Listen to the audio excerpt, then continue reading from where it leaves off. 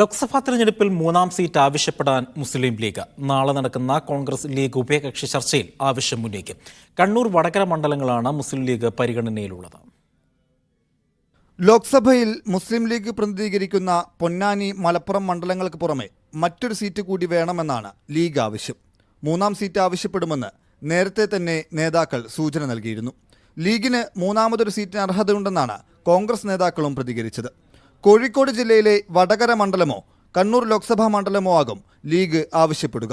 KPCC അധ്യക്ഷൻ തെരഞ്ഞെടുപ്പിൽ മത്സരിക്കാത്ത സാഹചര്യത്തിൽ കണ്ണൂർ സീറ്റ് ലീഗിന് നൽകുന്നതിൽ കോൺഗ്രസിനും ആശയക്കുഴപ്പമുണ്ടാകില്ലെന്നാണ് വിലയിരുത്തൽ. മൂന്നാം സീറ്റ് ലഭിച്ചാൽ KM ഷാജി ഉൾപ്പെടെയുള്ള നേതാക്കളെ പരിഗണിക്കാനാണ് സാധ്യത. എന്നാൽ സീറ്റ് വിഭജനത്തിൽ മുന്നണിക്കെതിരെ ഉണ്ടാകാനുള്ള പ്രചാരണവും വിജയസാധ്യതയും അടക്കം എല്ലാ ഘടകങ്ങളും പരിശോധിച്ചാകും ലീഗും കോൺഗ്രസും അന്തിമ തീരുമാനത്തിലേക്ക് എത്തുക.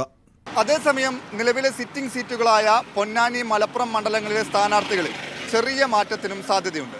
പൊന്നാനി MP ET മുഹമ്മദ് ബഷീർ മലപ്പുറം മണ്ഡലത്തിലും, മലപ്പുറം MP അബ്ദുസ്സമദ് സമദാനി പൊന്നാനി മണ്ഡലത്തിലും മത്സരിക്കുന്ന കാര്യമാണ് ലീഗ് പരിഗണിക്കുന്നത്. പൊന്നാനിയിൽ ഇത്തവണ കടുത്ത മത്സരം ഉണ്ടാകാനിടയുണ്ട് എന്ന വിലയിരുത്തലിൽ കൂടിയാണ് മുതിർന്ന നേതാക്കളെ തന്നെ മണ്ഡലത്തിൽ ലീഗ് പരിഗണിക്കുന്നത്. ഷബീർ ഒമർ, മീഡിയ 1, കോഴിക്കോട്.